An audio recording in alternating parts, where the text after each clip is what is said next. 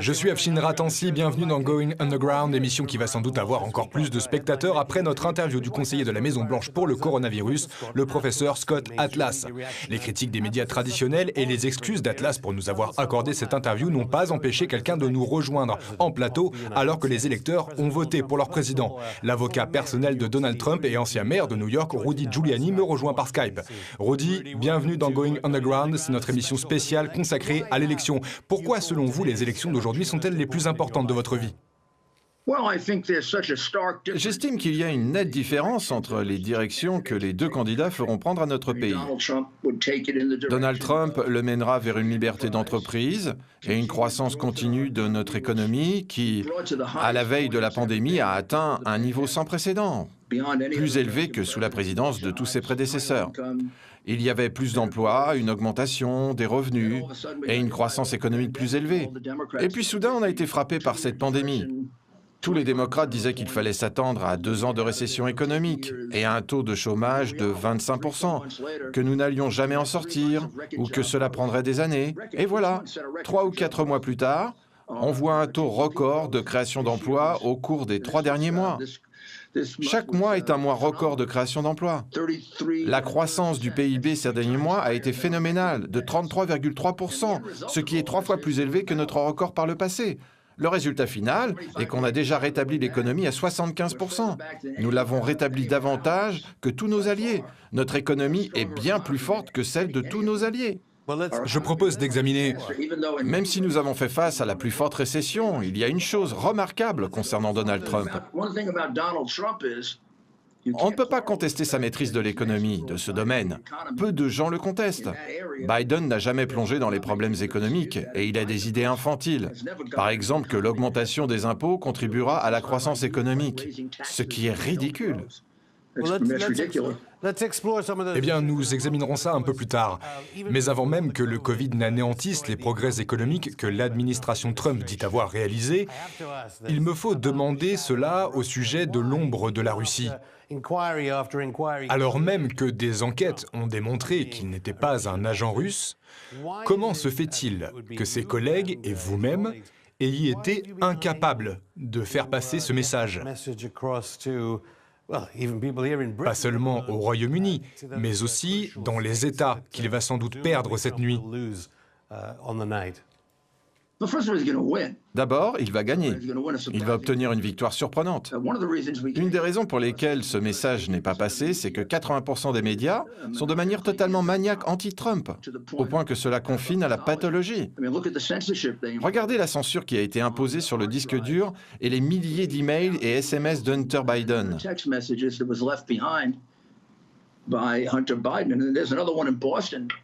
Et il y en a un autre qui a été trouvé à Boston. Il est entre les mains du FBI. Ces disques durs contiennent d'importantes informations relatives à des pots de vin, de l'espionnage, du blanchiment d'argent. À partir de ces disques, on voit que Joe Biden a accepté des pots de vin, son fils le reconnaît et le décrit. Il y a une censure totale de la part des grandes chaînes, des réseaux, de la part des grandes entreprises qui font des affaires avec la Chine. Il y a une vraie frousse d'offenser les Chinois. Et pour la première fois dans notre histoire, nous avons cette censure opérée par le camp démocrate. C'est quasiment comme si les médias étaient devenus pour les démocrates ce que la Pravda était pour le Parti communiste soviétique. C'est une arme du Parti démocrate. Il ne publie rien de bien au sujet de Trump. Il ne publie rien de mal au sujet des démocrates. Même si on parle de mise en danger de mineurs, de pédopornographie, d'espionnage, de corruption. Ok, eh bien, je dois dire concernant ces allégations que Joe Biden a dit « Mon fils, comme beaucoup chez nous, a eu des problèmes avec la drogue, il s'en est remis, je suis fier de lui. » C'est absurde, c'est absurde. Quant à Rudy Giuliani, du point de vue des médias... C'est absurde. Laissez-moi répondre sur ce point. Son fils n'en a pas fini avec la drogue. J'ai des photos qui le prouvent. Cela fait 30 ans que son fils a un problème de drogue. C'est énorme. Et la seule raison pour laquelle il a des problèmes de drogue, c'est Joe Biden. Quand c'était un jeune homme avec un sérieux problème d'addiction, Au lieu de le laisser simplement vivre une vie normale, il a commencé à l'utiliser comme collecteur de pots de vin pour lui. Donc vous ne sortez pas un toxicomane de la drogue en le faisant avoir affaire à des meurtres et des criminels organisés. Son fils est mouillé dans des affaires avec un des plus grands escrocs d'Ukraine, un membre du crime organisé en Ukraine. Il a perçu 4 millions de dollars de la part d'Elena Baturina, qui est une bonne amie de Vladimir Poutine, et a aidé à s'occuper de son mari pour arriver à cette très importante position. Il a été associé à Xi Jinping, qui est reconnu comme étant quelqu'un qui entraîne des agents de renseignement et place les gens dans des sociétés fantômes à des fins d'espionnage. Et son associé, Patrick Ho, est décrit avec fierté par Hunter Biden comme son associé en affaires alors qu'il s'agit d'un important espion chinois. Il y a 2 transactions chinoises majeures. L'une est un arrangement de 1,5 milliard de dollars pour le fonds de Private Equity de Hunter Biden, au moment même où Joe Biden négocie avec la Chine sur les taxes et la militarisation d'îles disputées avec le Japon. Joe Biden perd dans ces négociations et obtient l'inverse.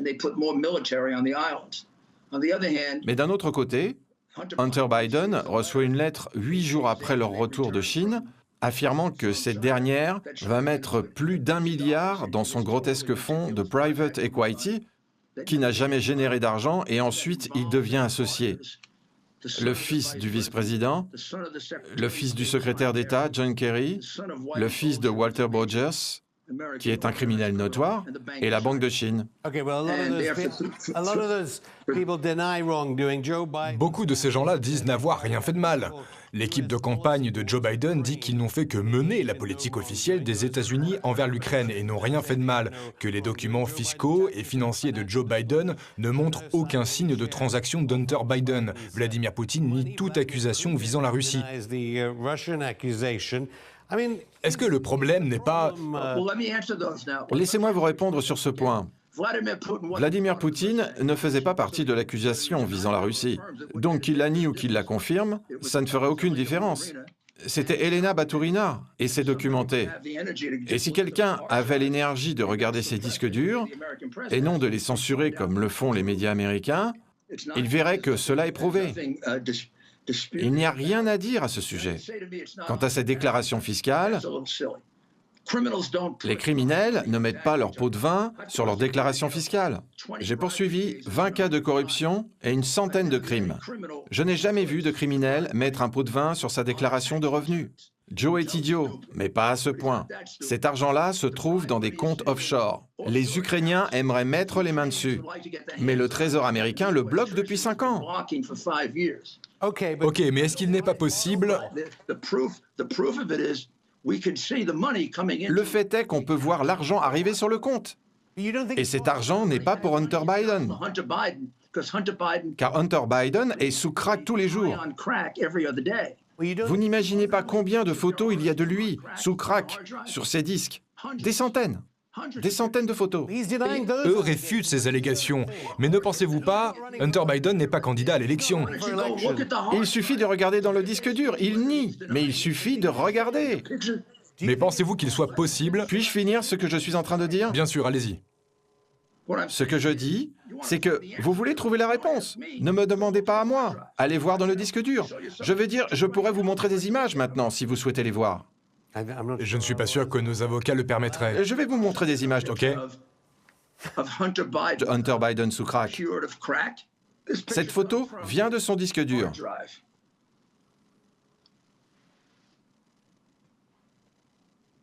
Vous avez vu ça? Vous ne pensez pas qu'il a pu être mêlé à ces affaires sans que son père ne le sache?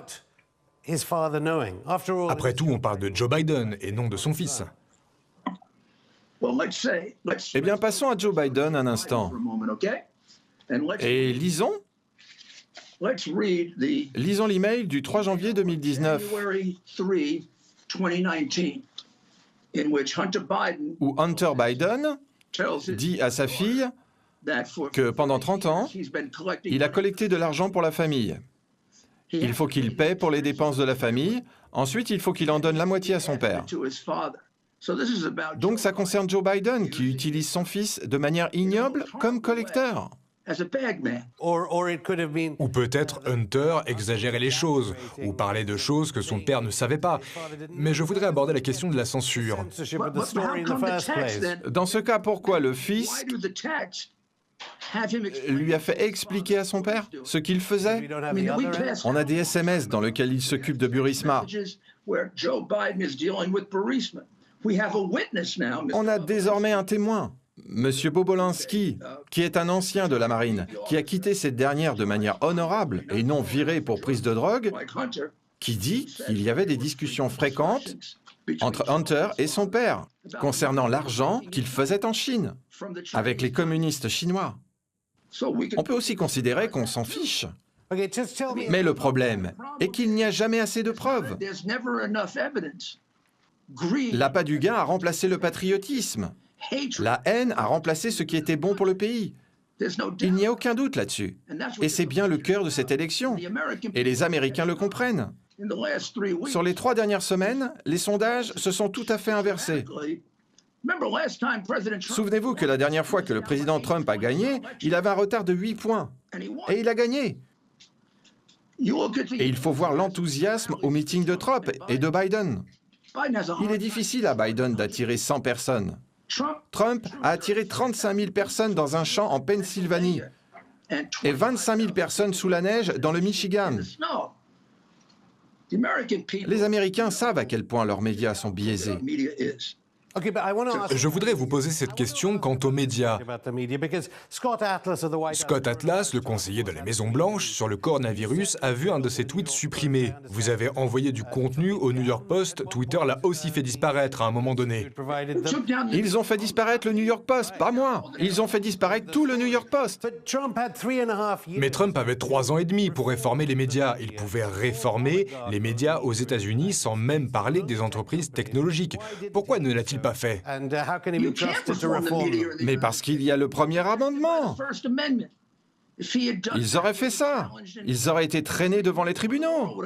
N'importe quel libéral serait devenu fou. Vous êtes totalement irréaliste ou quoi? Est-ce que Trump est obligé de tout faire mal?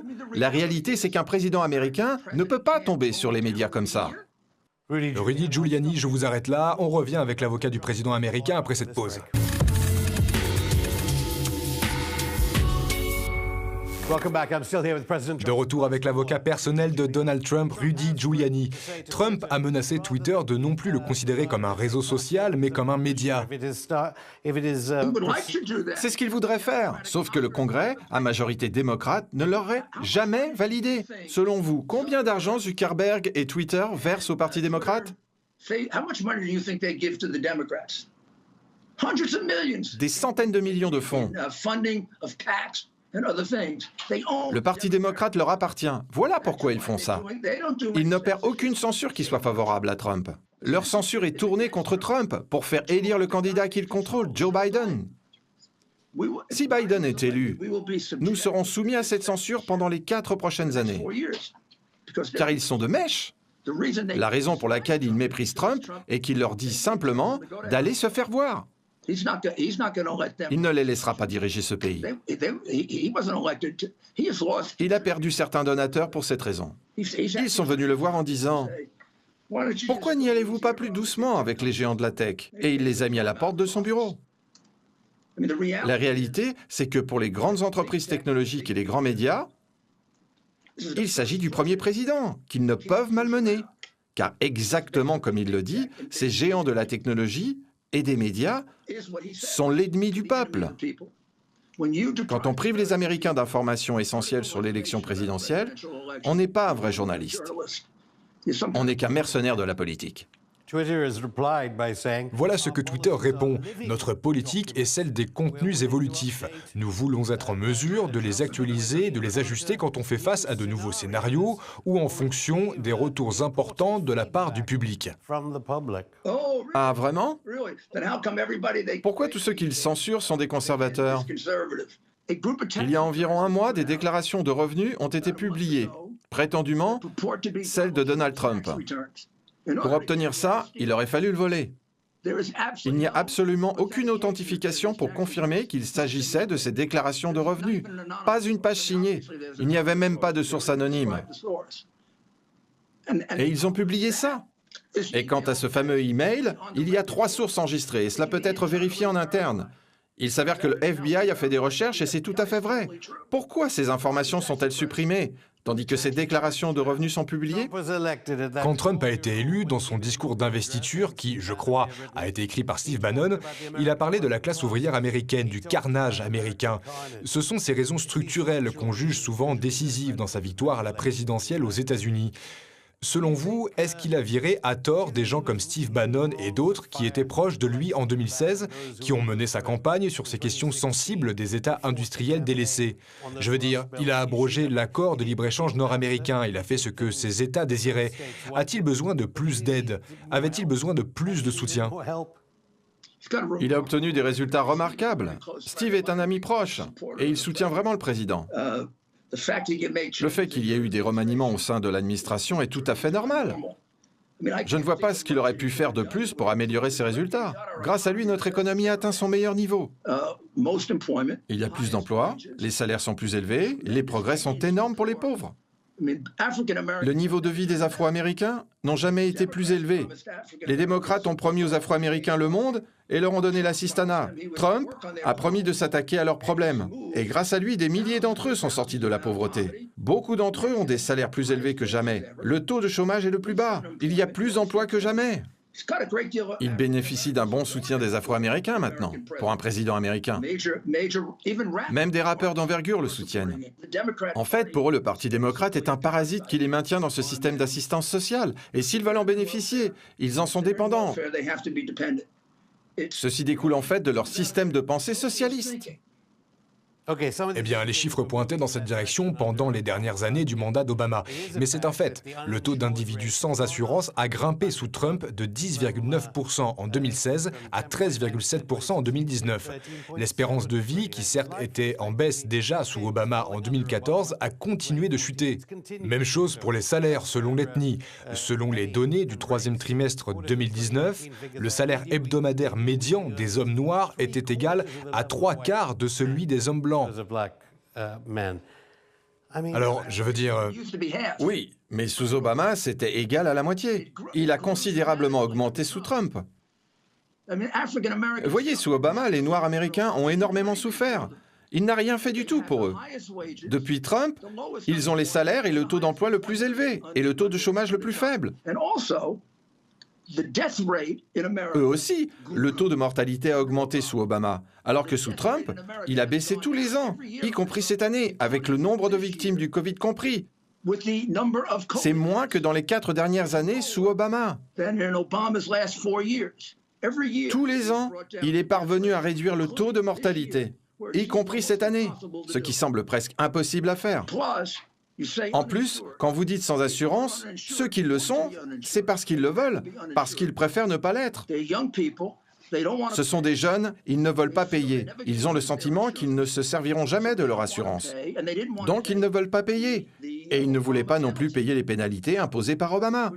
C'est la raison pour laquelle Obama a perdu le Congrès. Il devait faire passer son Obamacare et a menti aux Américains en disant qu'on était autorisé à conserver son plan. Et on ne pouvait pas, on vous l'enlevait, à conserver son médecin. C'est totalement faux. Vous ne pouvez pas. C'est le gouvernement qui décide qui est votre docteur. Écoutez, vous, les Britanniques, vous avez une médecine mutualisée depuis très longtemps. Il y a 2 ans, ma femme est tombée malade à Londres. Je ne suis pas allé dans un de vos hôpitaux. Vos citoyens m'ont dit de ne pas aller dans votre hôpital. J'ai un médecin personnel et j'ai beaucoup dépensé pour ça. Car votre système de médecine socialisée n'est pas un bon système médical. Pas plus que le système canadien que la Cour suprême du Canada a décrit ainsi. Pour nous, la médecine, c'est vous inscrire sur une liste. D'accord, c'est un sujet bien plus profond. Nous ne dépensons que la moitié de ce que dépensent les États-Unis. Je vais simplement accélérer un peu. Comme vous venez de parler... Aucun Américain ne passerait 2 jours à attendre dans un de vos hôpitaux. Nos politiques dans leur ensemble ne seraient pas d'accord avec vous, mais j'aimerais parler de ce sujet des Américains de couleur. Attendez une seconde. Éloignons-nous du système de santé, car je voudrais revenir... Pourquoi continuer encore avec ce ridicule système socialiste? Les votes américains de couleur pourraient jouer un rôle décisif dans l'élection.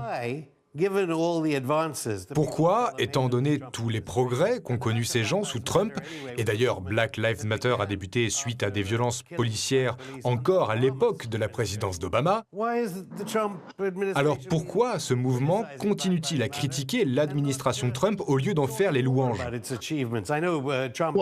Alors, Black Lives Matter est une organisation marxiste fondée par 3 femmes qui sont des marxistes jurés, qui ne cachent pas qu'elles étaient formées comme des marxistes. Leurs prédécesseurs ou ancêtres étaient les Black Panthers, les Black Liberation Army. Ils étaient donc entraînés par les Black Panthers ou les Black Liberation Army. Et à toutes leurs manifestations, ils appellent à tuer des officiers de la police. Si vous parlez de l'expression Black Lives Matter, la vie des Noirs compte, c'est une expression tout à fait honorable. Mais si on parle de l'organisation, c'est une organisation marxiste, violente, qui prône le meurtre d'officiers de police, ce qui a mené à la mort d'officiers de police et à des émeutes importantes partout où en théorie, on devait manifester de manière pacifique. Et ils causent d'énormes dégâts à leur propre communauté. Ils ont détruit des entreprises gérées par des Noirs à travers tout le pays. Ils fracassent les portes, ils débarquent, ils pillent ce qu'il y a à l'intérieur. Rien que la nuit dernière, il y a eu des pillages à Philadelphie. 4 jours de pillage. J'ai vu les images. Un magasin a été éventré. Il y avait des gens venus de leur banlieue qui chargeaient leurs voitures de téléviseurs. Et la police était là en train de regarder tout ça parce qu'à Philadelphie, il y a un procureur mis en poste par George Soros qui n'engage de poursuite que dans une moitié de cas, qui préfère les criminels aux innocents. Et le maire qui ne laisse pas la police arrêter les émeutiers. Ok, George Soros, tout comme Black Lives Matter, nierait ceci. George Soros ne va pas nier le fait qu'il est un donateur majeur de Black Lives Matter. George Soros ne peut pas nier le fait d'avoir financé 27 élections de procureurs de district où des procureurs complètement incapables ont été élus. Des procureurs qui n'engagent pas de poursuite et laissent les criminels partir libres. George Soros est à lui seul responsable de l'augmentation du taux de criminalité à Philadelphie. Il nie cela complètement. Le fait est que nous parlions du système de santé et nous savons également que Biden et Trump se prononcent tous les deux en faveur du fracking. Trump a dit qu'il réformerait le système de santé. Il n'y a rien eu de révolutionnaire dans ces réformes jusqu'ici, excepté qu'à présent, il évoque un prix de référence des médicaments, agaçant le lobby des grands laboratoires. En parallèle, il dit qu'il va remplacer l'accord de Paris. Rien n'a vraiment été concrétisé pendant ces 3 ans et demi. Ah, Dieu merci, l'accord de Paris était une horreur. Il permet à la Chine de polluer la planète pendant que nous restons assis à voir nos économies prendre des coups. Car la plupart des pays chez vous, en Europe, têtent les pieds de la Chine, mais pas nous. Obama était dépendant de la Chine, et maintenant nous savons pourquoi Biden aussi, car il était payé pour ça. La Grande-Bretagne souhaite visiblement un accord post-Brexit avec la Chine. Vous êtes proche de ce pays, vous possédez un titre honorifique de chevalier britannique. Que va-t-il se passer si Trump est réélu ou si Biden est élu en ce qui concerne ses relations privilégiées, étant donné que la Grande-Bretagne sort de l'UE le jour du Nouvel An? J'ai un immense respect pour la Grande-Bretagne. Et je pense que le président aussi, il a clairement prouvé combien il se sent proche des Anglais et du gouvernement britannique lorsqu'il s'y était rendu. Le problème du président avec nos alliés en Europe, c'est qu'ils ne paient pas leurs factures. Un problème majeur, c'est l'Allemagne. L'Allemagne est un pays très riche. Ils paient moins de la moitié de ce qu'ils sont censés payer pour l'OTAN. Aucun accord commercial n'a été signé entre les États-Unis et le Royaume-Uni, même au cours du dernier mois de sa présidence.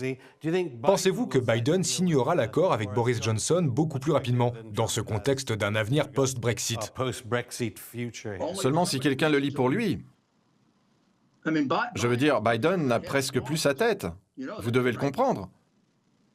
L'avez-vous déjà vu dire qu'il se présente contre George? Ou qu'il prête allégeance aux États-Unis?